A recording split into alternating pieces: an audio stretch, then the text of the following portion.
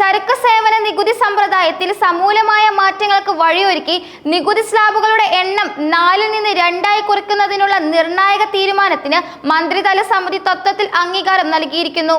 സാമ്പത്തിക വിദഗ്ധരും വ്യവസായികളും ഒരുപോലെ ഉറ്റുനോക്കിയിരുന്ന ഈ പരിഷ്കാരം രാജ്യത്തെ നികുതി ഘടനയെ ലളിതമാക്കുമെന്നും സാധാരണക്കാർക്ക് കൂടുതൽ ആശ്വാസം നൽകുമെന്നും കരുതപ്പെടുന്നു.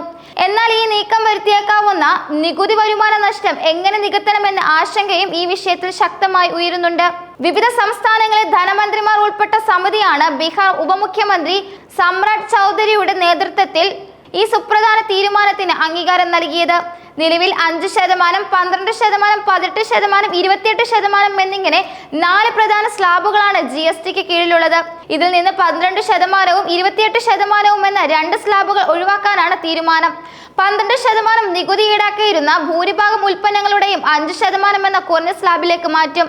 28%-ത്തിന് പരിധിയിൽ വരുന്ന ഉൽപ്പന്നങ്ങളിൽ ഭൂരിഭാഗവും 18% സ്ലാബിലേക്ക് കൊണ്ടുവരും.